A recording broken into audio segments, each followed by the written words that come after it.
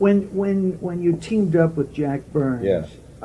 You once again did radio. Yeah, I was still in radio at the time, and my plan to leave radio and become a comedian was not anywhere near fruition yet. I hadn't done it yet. I hadn't gone out and tried it. Well, when you got together with Jack, That made it happen. Right, you still did a radio show together. Yes, we it was did. A comedy radio show. Right. And then you went out and started doing some dates. Right. Right. I'm going to unplug that. Jack and I were working in Fort Worth. He had come down from Boston, where we had met one another, and I had left and gone to Fort Worth. He came down from there, driving out to Hollywood, stopped in, got a job that just had opened up the day before at our station. We roomed together for about 3 or 4 months. And after the shows at night, I got off at midnight. He was the nighttime newsman. We would go down to an after-hours coffee house in Fort Worth called The Cellar. This was the tail end of the beatnik era, and these people still thought they were all beatniks. And there were some true beats there. And we would improvise a two-man act. We'd work up little ideas in our room during the day, and at night we'd go down there and improvise an act based on these ideas. And it was kind of raunchy. It was pretty raunchy. But based on our success with those people, we didn't get paid. They gave us free liquor. It was a coffee house, but they put liquor in coffee cups. This was the place where Kennedy's Secret Service people spent the night before his assassination, where the infamous drinking party took place that the Secret Service agents were at, The Cellar in Fort Worth. Based on this limited success with this captive audience who knew us and were half drunk, we quit radio and drove to California on spec. Well, you came to California. How much of an act did you have? 5 minutes, 10 minutes? We probably had 15 minutes. Of material that you had worked on and polished and at least was getting laughs yes, for you. Yes, polish is a very loose word at this stage, yeah. but yes. But you felt secure enough we to... felt secure enough to quit radio. And the guy said, he says, you'll be back. He said, other people have quit this station and thought they were going to Hollywood. You guys will be back. He didn't talk like that. He was all right, so you arrive in Hollywood, right. And now the two of you are out and you're picking up gigs, whatever. Yeah, after lying on our ass for about a month, our money was stolen. We had to get back into radio here, which we did for 3 months.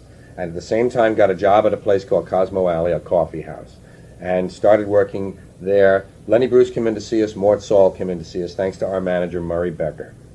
And Lenny got us a GAC contract, and Mort spoke up for us at a couple of places, and we were launched, so to speak. We also made an album after being in the business only for 3 weeks. We made an album. Were you able to create and come up with enough material at that point? We kept adding things. Yeah, we were fairly fertile. You know, the stuff. Later on, it wasn't that way. I wanted to be a single. I wanted to get away, and Well, right around this period, George, yeah. when you made the transition from being on radio to doing an act in front of an audience, yeah. What were some of the new techniques that you had to learn?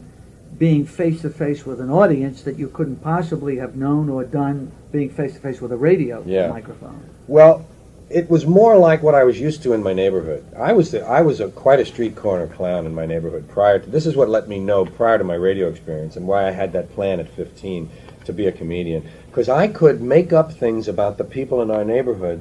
I used to have like about a 30 or 40-minute act in my neighborhood that I would do on the stoop, not all at once. They'd say, hey, Georgie, tell me the story about Artie Lips coming out of the bar and then Margaret's outside.